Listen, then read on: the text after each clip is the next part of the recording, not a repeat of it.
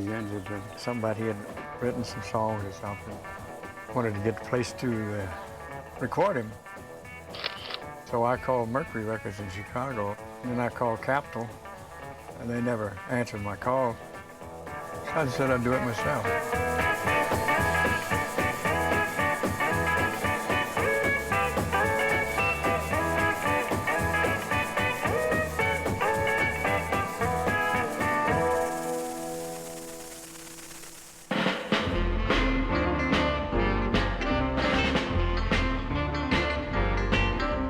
Really fascinated by the kudos that Charlie is receiving now at this stage of his life and his career. And when people come over here from Europe, and Germany, and Holland, and the Netherlands, and I think even Japan, to meet Charlie Fitch and see these great old SARG records, and they're just going crazy over it. So they're coming over here in droves, and Charlie shows me some pretty nice checks from these people, you know, because some of these records he sells are worth a lot more now than they were then, especially to these collectors and people like that.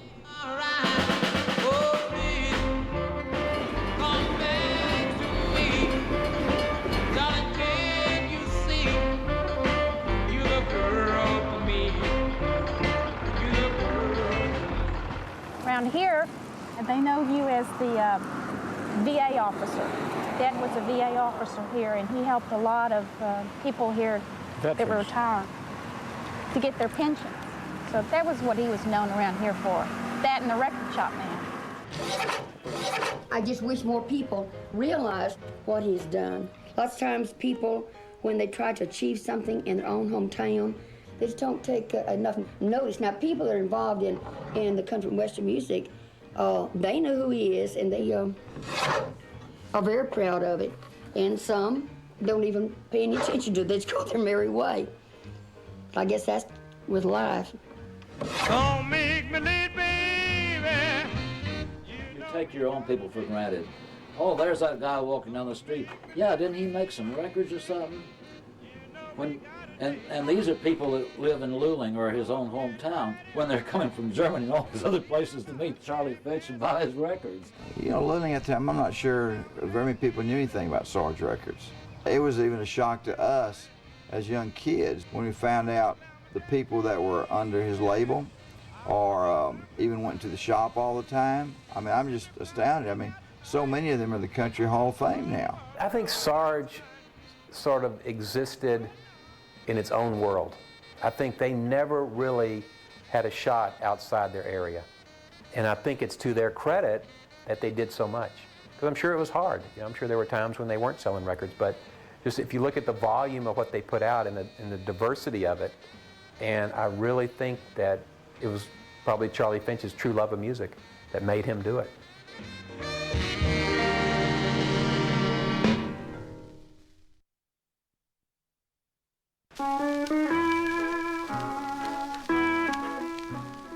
I was one of these lousy kids running around, and I thank my God every day that narcotics wasn't as wide open then as they are now, or I'd have been hooked.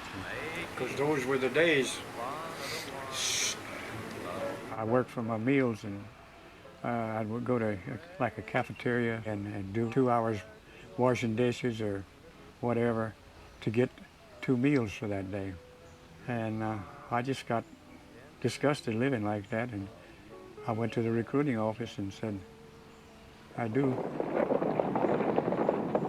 used my business college education to get a paper job, and I went to Puerto Rico and stayed 2.5 years. But then I got to thinking, what did you do, Dad, during the war? I didn't want to say I sat in Puerto Rico drinking Cuba Libres, so I wanted to get into it, but sometimes after I got into it, I wished I was back drinking Cuba Libres because it got pretty hot. I wanted to be a pilot. I came back and didn't do too good at flying training. So I wound up as a tail gunner. You don't get credit for a mission unless you drop your bombs. So we dropped our bombs about the same time we were hitting number 2 engine. Then we got the order to to bail out, and being the oldest on the crew, held the door open while the rest of them jumped. I was getting ready to land, and there was a bunch of German civilians down there waiting for me. So for the next 6 months, I was their guest. Charlie was a POW in World War II. Came down into a tree, and the Germans were there waiting for him. Put us on a train, carried us to an interrogation center where we interrogated, and they sent me up to key fighting, which was Stalag 4. Flaggers 1, 2, 3, 4. A, B, C, D. I was in this one. It was built for, 12 men, I think. There was 18 in there. You slept on the floor. How do you think the military experience affected the way you ran your business? It had no effect on running it. You're not going to use the same, let's say, authority out here as you do in the military, because they'll do a 160 and they're gone. What you want to do is make a customer out of them. That damn sergeant don't give a damn whether you like him or not.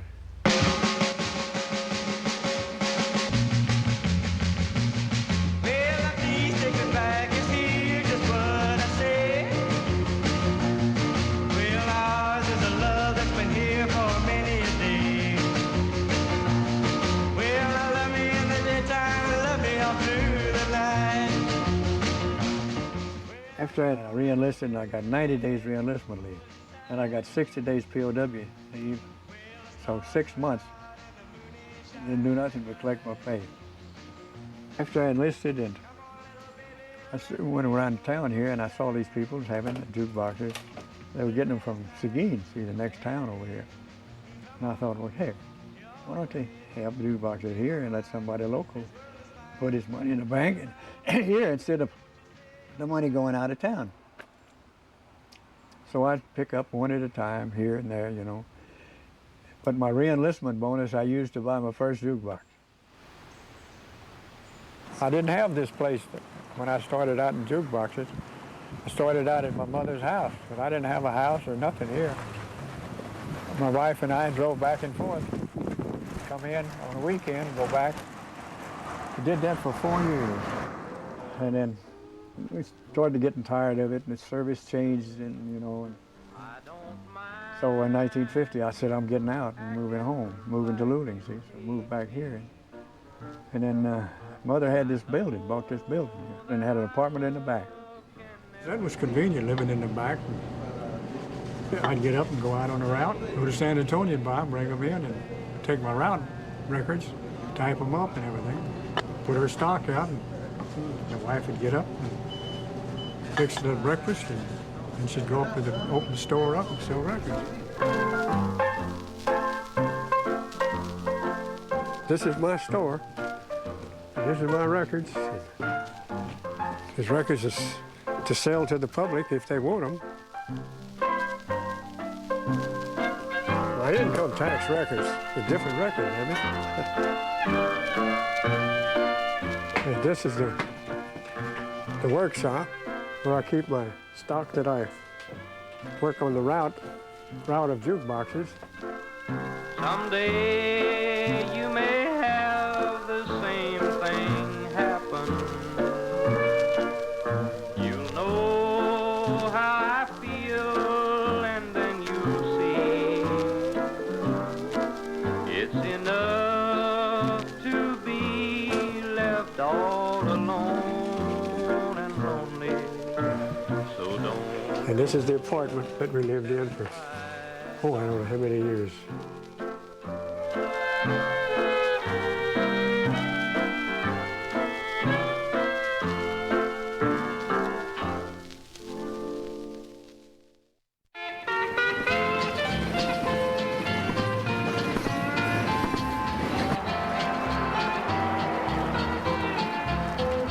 I'm just going to roam till I reach my old home down in Brazos Valley, where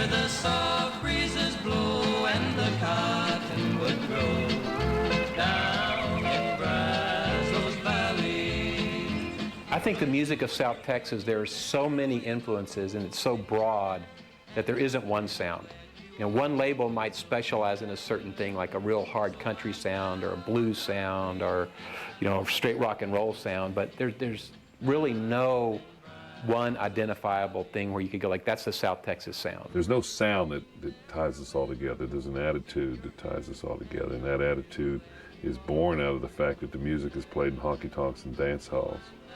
And the kind of music that you play in honky-tonk and dance halls is different than the kind of music you play in concert halls. So I think that's what unites Texas musicians in the present and day and in the past, is that we have a great tradition of in Texas of beer drinking and dancing more importantly maybe than beer drinking. In the 1830s or so, we had a lot of immigrants from Germany and Ireland, and they took with them from the old country, they brought over instruments like the violin and the accordion. Country music evolved. In the 20s and 30s, country swing had a genesis in jazz. It was a mixture of jazz and blues. Western swing is a term that has been coined over the last, I guess, 50 years to describe the music that was developed in Southwest through string bands playing swing music. There's a lot of basis in the blues, Dixieland, and big band swing music. And the big difference is, of course, that they had strings doing this, fiddles, guitars, steel guitars. There's hundreds, if not thousands, of regional records on several hundreds of labels. Charlie just happened to have a good record label because he had such good taste. Getting a lot of these people that couldn't get record deals elsewhere, but it actually got the tracks laid down. Charlie Fitch, he'd gotten back from the service, Sergeant Fitch, started a record company called SARG. The way that he started his label is somebody came to him and said, hey, I can't get my record out. And then he was trying to shop it with another record company, and they weren't interested, and then he goes, what the heck? And they said, what are you going to name it? Well, what did they call you in the service? Sarge. A lot of the bands came to him when they wanted a record out, and it was easy for him to get it out, and he kept his label going at the time. I went and did a recording in the studio. I used some of the same guys that George Jones used in studio musicians at that time, and did a song called Looking for Money. Staggering Willie down on his knees, looking for something down in the leaves of Joe Ruby in a big black car. Staggering Willie, what you looking for? I'm looking for money. I'm looking for money. I'm looking for money, but I can't find none nowhere. That was just before the time that rock and roll started coming out. I wanted something kind of silly, you know, because everybody wanted Moon and June and Spoon songs, you know. And so I just threw that together just for the heck of it. And it turned out to be, you know, one that everybody liked. You didn't have to go out and look, but they come to you. They want to get on record. I got this song I wrote. I'd like for you to hear it. Whether I say yes or no, they started singing it. So I've had audition right there on the floor where you are. I never called Charlie Fitch, the owner, or anything, but one weekend I got my old flipper and took my $10 guitar and went to SARG Records in Luling, Texas.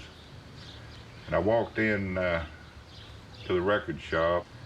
So I said, well, I'm Jeff Stone from San Antonio, and I'm a singer, and I'm good. And Charlie laughed. And when I think back today, that I've gotten a little older and I hope a little wiser, I don't really blame him for laughing, you know, with a kid coming up talking like that.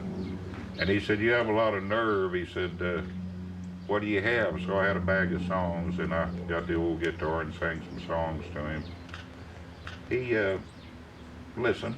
He was nice. And he said, I like 2 of those. Let's record them on SARG. He did for us exactly what we had in mind. Our idea of recording on SARG was to help get us known and help our dance jobs in the area. And we did just that. My record company was an audition because I could not handle a national release. I couldn't manufacture them and ship them because I didn't have the funds to do it with. So by making an audition label like this, other guys would come in and they want to make a record, and if it got a little airplay, well then RCA or Columbia wanted to pick him up, fine. The audition worked. If I ever needed you, I need you now. Charlie and I never had a contract. He just asked me to make some records with him, and I did. And I remember telling him real plain that I'd sing them for him frontwards or backwards or upside down. It didn't make any difference. Just so he'd put me on record. That was fine with me. Some of these bring back fond memories. I don't know what to do.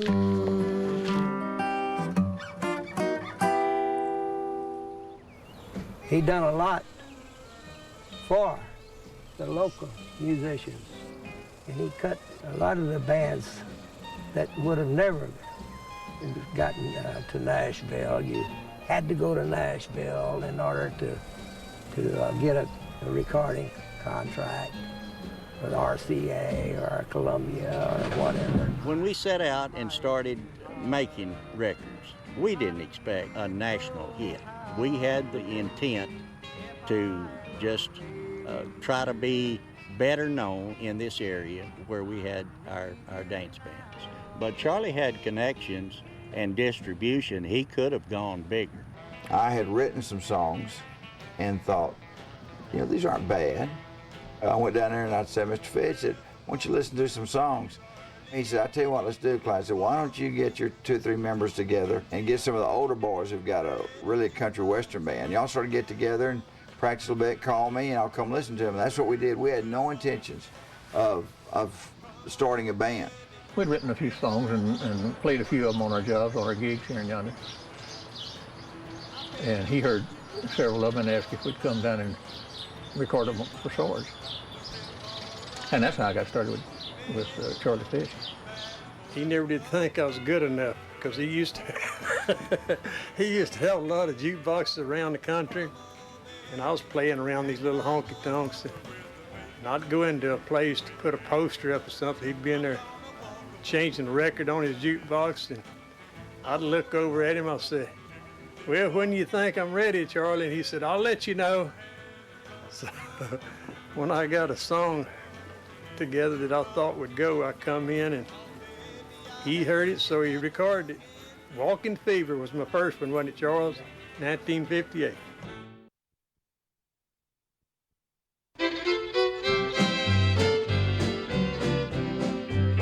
I get so lonesome since you're gone. It gets so lonesome all alone. You've been messing around and painting the town with some other fella you found. I get so lonesome since you're gone. He's put a lot of money into these records that he's put out on these local and regional artists over the years.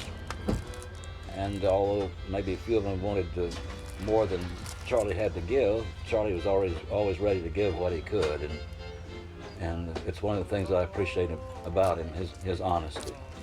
Charlie would usually let us do just about what we wanted to as far as recording, and we learned real quick that whatever Charlie said he would do, that's the way it would be, and we didn't have to worry about his part of the bargain. He put his money where his mouth was, so to speak. He went out and if he saw an artist or heard an artist that he liked, Charlie would pay for it. He would take him in the studio and put a record out on him and see what it would do. I tried to follow the trend with country and western, and then went into rockabilly, and then some black boys came in and let's make some rock and roll, rhythm and blues. Okay, I tried black. I tried recording Mexican music, everything, just to see if I could do it, and it worked out pretty good. All the local bands and artists that wanted to be famous, and Dad had such a good big heart. He wanted to help them out, and he didn't care about if he made any money or not. He just wanted to help them. He just gave a lot of small town people and people that couldn't get to Nashville at the time, he gave them a chance to get started. And it was exciting being part of that. One day I was in Charlie's office at his record shop, and we were talking about Willie Nelson. He said, "Did you know that Willie Nelson auditioned for my record label? He wanted to get on my record label one time." He sent a tape to Charlie trying to get on SARG Records. I woke up this morning and I looked out my door. I can tell my milk cow, I can tell by the way she looked. So I said, "Charlie, I've got to hear this record or this tape." And he said, "Well, I still have it because he saves everything." Pulled out that old tape, played it for me, and I tell you, it just blew me away. So I asked him to please let me have a copy of it. He said, "I'll tell you what, I'll let you have a copy of this and let nobody else have one." Because there's only one in existence, now there's going to be two in existence, you see. And on the audition, Willie says, "Charlie, you probably don't remember me, but I work down here at KBOP in Pleasanton, and I happen to have an hour off. And I thought I'd send you a couple of songs I wrote." I cut a session with Dave Isbell down at ACA in Houston. I believe it was on a SARG label it was released. I talked to you about a recording contract, and I was supposed to send a tape over, but I never got around to it until now. Got a few minutes off. I thought I'd put a couple of them down on tape and let you listen to them, see what you thought about them. First one, when I was sung my last hillbilly song, it was about 5 or 6 years old.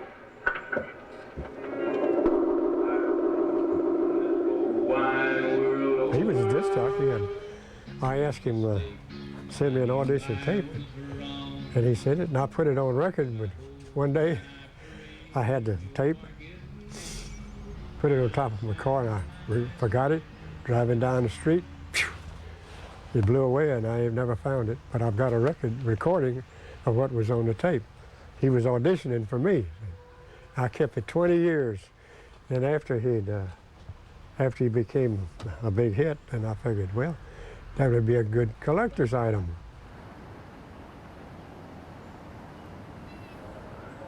There's a lot of legendary records on SARG, but mainly known by collectors only. I mean, these were not people that went on to become the Elvis Presleys and Buddy Hollies of the world. The sound quality is excellent.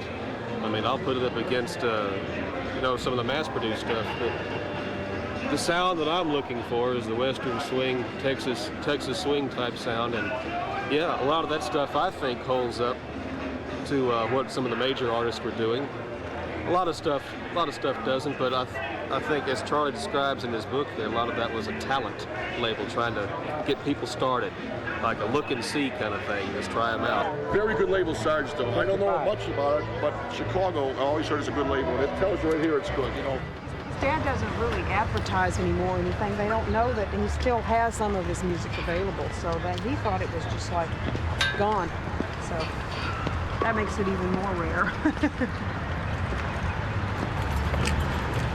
Did it say in the book what some of the records were worth? Oh yeah, some of them were worth, you know, $100 for a single, and some of Al Urban's music is worth a lot of money because there's just, well, it's, you know, he's the only place you can get it at.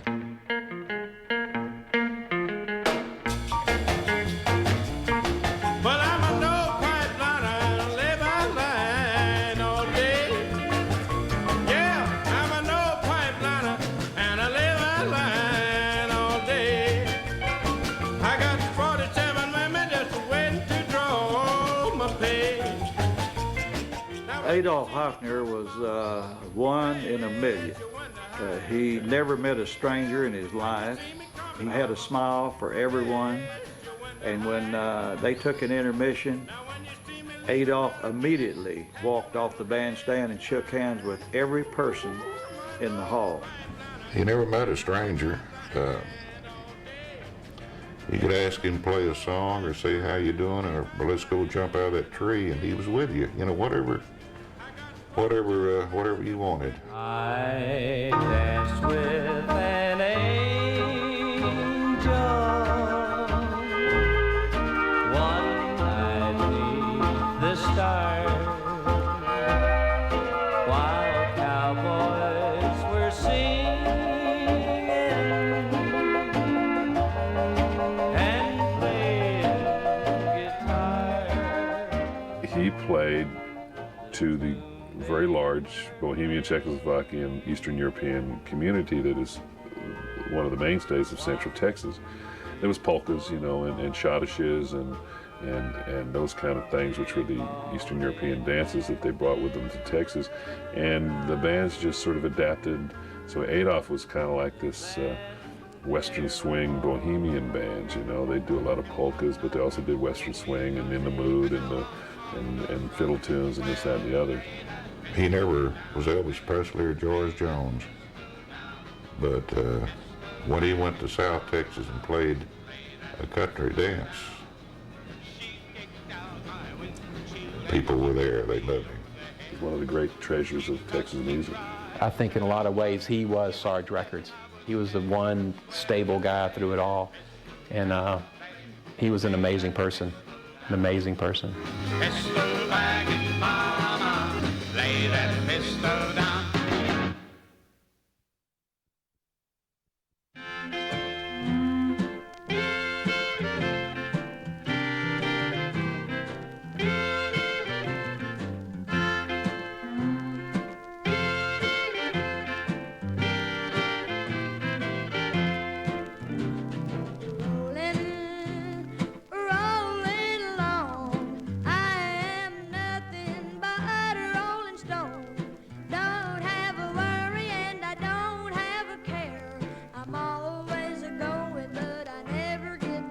The only thing I could say about little Doug was I heard him at the barn in San Antonio, and I arranged with him to see if we can't cut a record by him.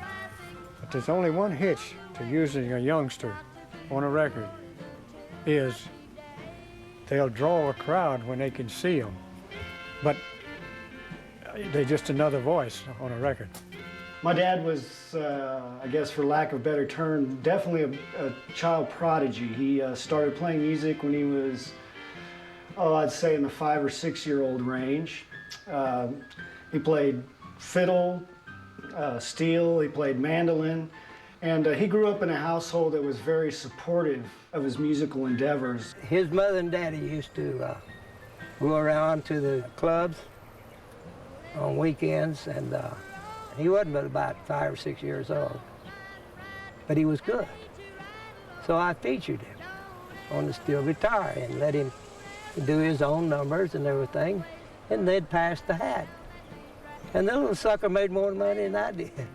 Doug Sahm, there's a guy that could roll with the punches.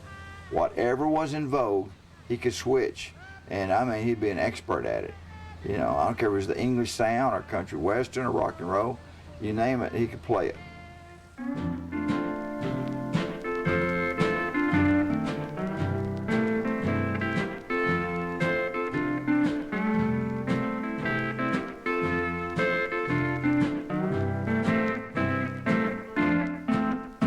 If you said, like, what's so great about Texas music, you could point to Doug and go, like, just listen to this guy, because he can not only do it all, but he does it all great. And that started at SARG. Without that, who knows what Doug would have done? He might have quit. If you look up in the dictionary, what's Texas music, there should be a picture of Doug Sahm there. He started out as little Doug Sahm, a steel guitar, western swing whiz, and later had gigantic rock and roll hits with She's About a Mover and Mendocino and many others.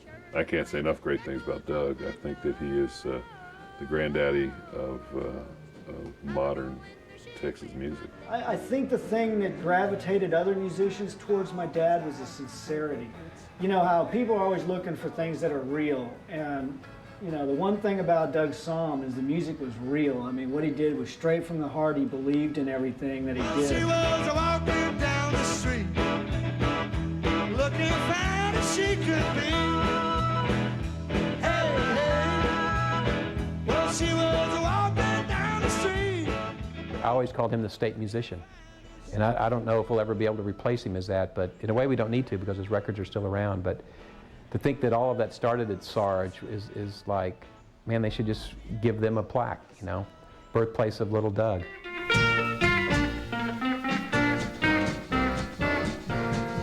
Won't you tell me why you left me high and dry? Won't you tell me why you made me blue? Won't you tell me why you left me high and dry? Because 'cause I'm still in love with you. My record, I Need You Now, took off so fast. When Charlie released that thing, it boom, went straight to the top, you know, around this part of the country. It was really a great record for the time. If Charlie would maybe have shopped that to a big label or had a real good distribution deal, we could have had a real big record on that record, I think. But Charlie kind of handled it himself and still did real well with it, but not near what he could have done if he'd had, like you say, better distribution deal. I'm having a hillbilly love affair. From that day forward, it changed my whole life. It was a lot of difference between having records and not having any. You know, all of a sudden the girls started looking a little closer and the jobs got better. And so that actually started my career. And we've released a record since then, about 3 a year, all my life. Please, I'm so lonesome. Any love you can give me will do. Larry Nolen was a Hank Thompson echo. I told him, I said, I'll give you a recording if you cut out to Hank Thompson and do some original voice. But he'll mush a note like Hank. Oh. I never got that big monster record that put me over the top like, say, Hank Thompson's Wild Side of Life. But I consider myself very lucky. I may not have reached that song went over that top mountain, but you can only do so many things and have so much fun, and I had all I needed to. Had me a Greyhound bus and a great band, and I'm not sorry for a day I ever did.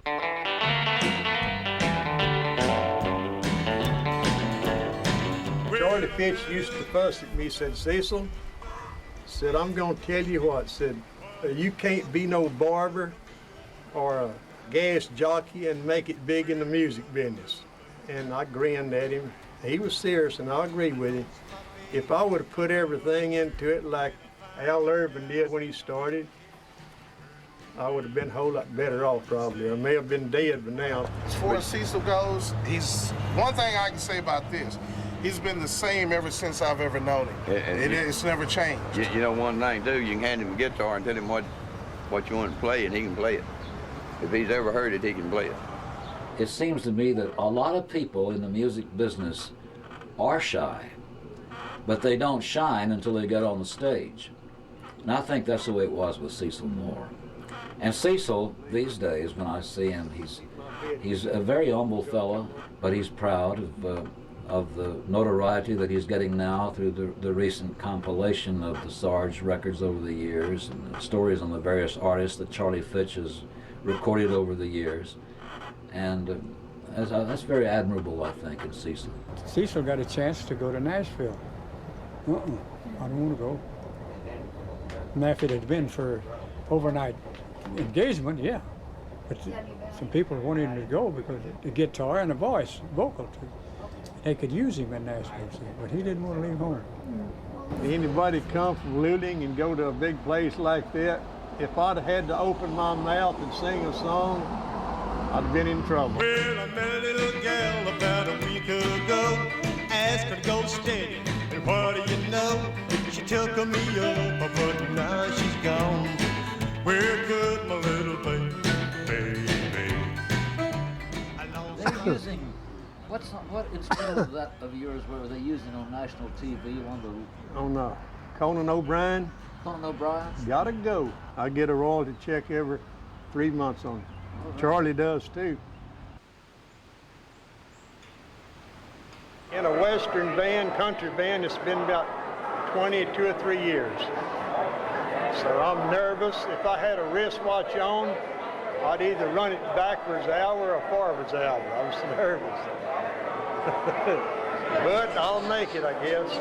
I've been singing gospel songs, you know, in churches around for a while.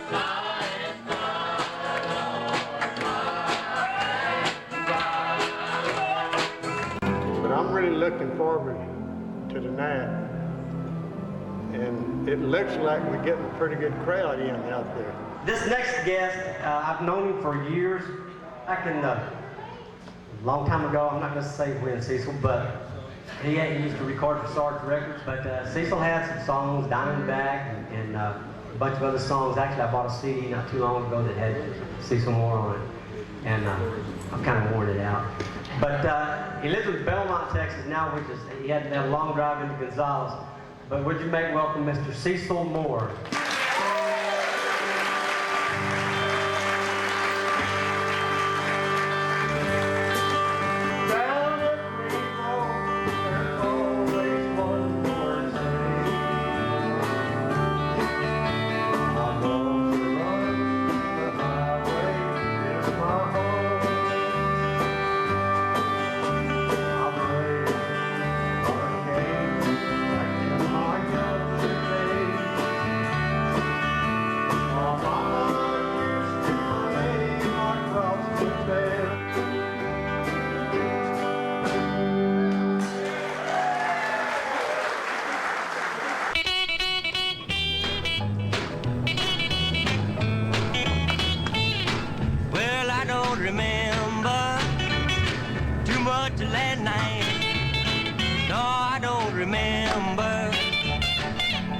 Last night, but I do know somebody's gonna find.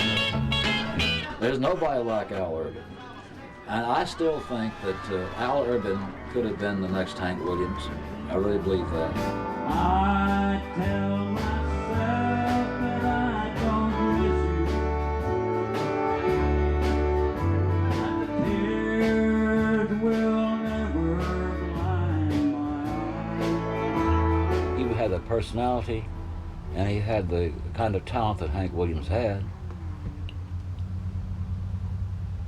but he didn't follow through. I can't find him these days. He stays out on his farm with the cows. He had a dog that went with him, and it died of alcoholism.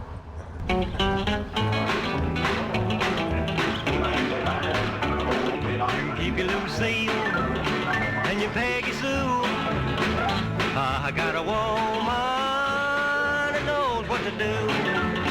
Won't tell you, honey. But Gonzales I've stayed here all these years. Why move anywhere else? Besides, there's a lot of pretty girls here too. And we have a lot of good scenery. Lots of pecans, lots of cattle, lots of good people. Lots of friends. Ought to see those two brown eyes when they're smiling at me. I love Gonzales. I love Texas. So I love country music too.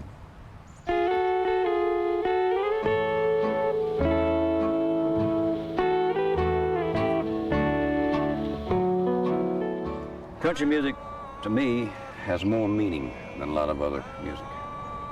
A lot of down-to-earth depth to it. So I think as long as you got a heart, country music will be here. I wanna be somewhere where there's laughter, so I can forget my lonely gloom. I was on the Louisiana Hayride for several shows there. And then the Mickey Gilly show. And did some shows with Johnny Horton and people like that. And then I turned more into writing. Charlie Pride recorded several songs that I had written. The first one I wrote is called I'm Beginning to Believe My Own Lies, and he recorded, went into the album of the year. I was real proud of that, you know. And I think he got a Grammy on that album. And then, of course, he recorded several more after that. I never really liked to travel very much, you know. In that business, you know how that is. Hurry here, hurry there, be here, be there, rush, run, run, wait. So I kind of like the writing part of it. You could go to the river, go fishing, get in a boat, go fishing, write a song. I was born one stormy Monday in that old shack on that hilltop. They had no bed for me to sleep in, so they made me warm in a cardboard box. They wanted me to become a preacher, but I didn't think I was all that strong. But I sometimes do a little preaching between singing this country song. Yeah, I sometimes think about preaching between singing this country song.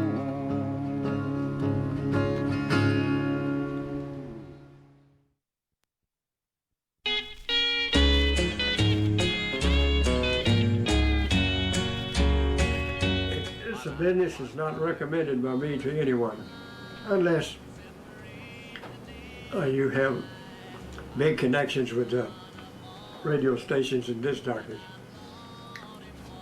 because you have a lot of run-ins with back in the days with the old payola, you know.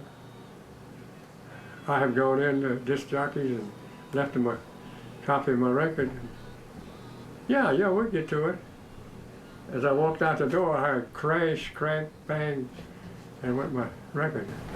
This is my homemade disc jockey mailing list. All these are stations. The radio is what puts the words in the mouth of the buyer. I want that record.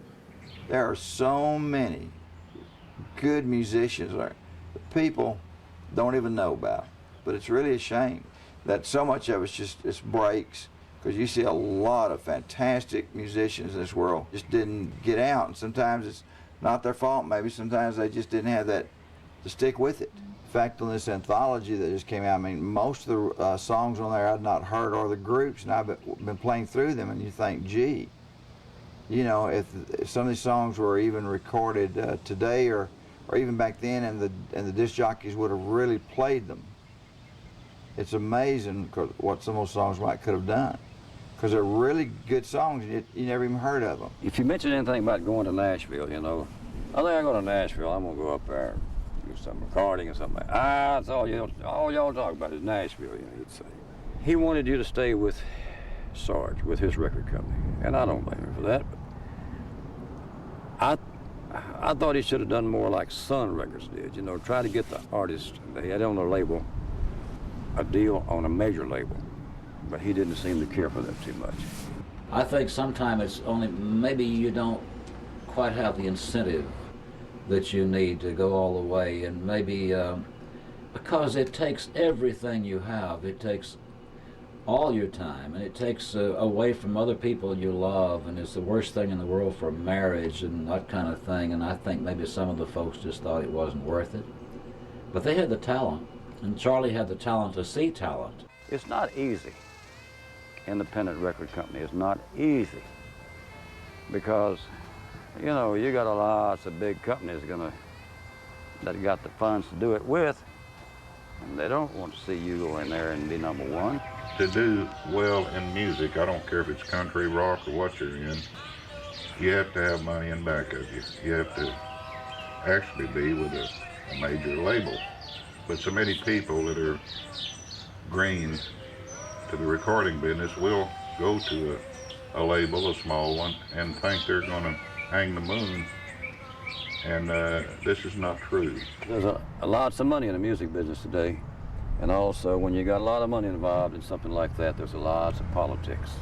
So the competition is pretty rough, really tough. But that's what it's all about. It makes you feel better when you beat the competition. Distribution is the lifeline of your records. If you don't get distribution, you'll be donating your money and time into something that doesn't sell, because you have to get these manufactured, and then you have to prevail upon the disc jockeys to play it. So somebody will come in the store and ask for it, or go to a jukebox and play it on it. So it isn't much easy as it's cracked up to be. If a record catches on locally, they say it's developed legs, which means it's learning to stand, it's becoming able to stand on its own and make waves in the listening audience. And as it begins to catch on, it spreads outward and gains an ever larger audience, and eventually it's going to start making surveys, radio station, top 40, what have you. When that happens, the larger labels are going to notice, and they're going to see that it's on a small label, and they're going to contact the record producer and say, why don't you let us take this and we will market it nationally and distribute it nationally on our label, and we'll pay you part of the proceeds. So that's how that works. His idea was to mail out a few records here. We'll wait a while to mail a few more records. We'll mail out a few more records. My view on that was this. I don't see how you can get a #1 record by mailing out a few records at one time and wait and mail a few more records. If you don't do it fast and furious, when that record is out there, it ain't gonna last, it's gone. When you send out 78 RPMs in the mail, that postage, was pretty heavy, see. So I'd send all over the country. I sent Acuff Rose 50 copies because they were my publisher at the time. You need to put out the amount of records, the amount of songs and singers that you can afford to promote. Some of these guys, they'll record a record for you, you'll mail it out, and in 30 days they're knocking on your door. Where's my royalty? Why don't you get up there and follow that record up? Go out and see these people. Like I told you. Why don't you put some more money into my records and put another one out on me? Like I told you a while ago, that I have walked in a lot of radio stations, left the record, as I was walking out, I heard wastebasket. I more or less got out of the music business because of things that happened. And I'll tell you that I never drawed 1 nickel royalty from Charlie Fish. In all the stuff that we did. He sold the flip side of I Suppose, which was called You Ain't Fooling Me, in Europe for years. But I never got a writer's royalty, I never got an artist's royalty, I never got a nickel from it. You had your fun, but you ain't fooling me. I'm sure there was a disgruntlement from the people that maybe thought they didn't get the play they thought. But of course, when you're a small fish in the pond, you know, you do what you have to. So that's what he did. And I think he did, for the most part, probably as good as anybody. I feel sure that he handled everybody probably the same way that he did us. And I certainly have no criticism of that. It was a kind of a subtle souring of my view of the music industry as I saw it at the time. I didn't see myself going anywhere, but I did see time slipping away, and I finally concluded that there really was no future for me in that business. And I said, well, time to abandon ship.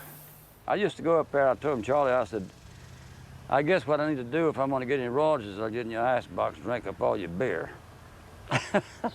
We made money on every record that we put out. Yeah, I'm not talking about a big amount, but we sold to jukebox dealers, record shops. We sold them at our dance jobs, and it worked out real well all the way around for us. The first thing I would have done would have not taken a deal with Charlie Fish. Passed on that. I believe a different opportunity would have come along shortly after that if I hadn't done that. I did my own recording sessions, my own producing, paying my own signman, and but I never could pay to the disc jockeys to get it to play. And what it does, if you can get radio stations to play it, then you get your comes back to your royalties report through, say, BMI sends you a check, but this song was reported so many plays. But if these people don't report them or play it, you won't get that. I don't guess I'd be really mad at him. And I said, but you know, I would have liked to seen some invoices or something on how many records am I selling, you know. I don't care if they're 10 records or 10 million or whatever, you know. I'd like to see something. And so I just never did pursue it any further. I figured, well, like I said a while ago, I thought maybe he had other problems. Everybody's got problems. Each night the clouds take away the moon, and each day the same clouds take away the sun. I'm sad and blue and so lost without your love, and I realize the storm has just begun. If I were smart, I'd realize my heart was just a toy you used to have your fun. But now I know, as teardrops start to flow, I realize the storm has just begun. Every decade was good. Let's put it that way. Maybe not easy, but good. You were booking Eddie Arnold and Johnny and Jack and Webb Pierce and Farrell Young and all those people. And you had jukeboxes all over the country. And you were making these records. They all had to be good years.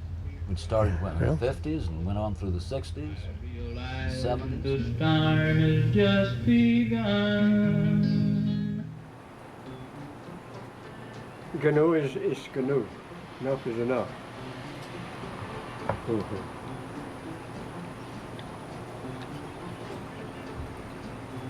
Yeah, I had a good deal there. Apartment in the back to live in, a storehouse, then a workshop, and then a record shop. I had lots of girlfriends, I had money too. I had lots of good fun, that won't ever do. No, no, no, baby, I'm telling you true. Just want you, baby, baby, just want you. For more information about this program, visit ITVS online at itvs.org.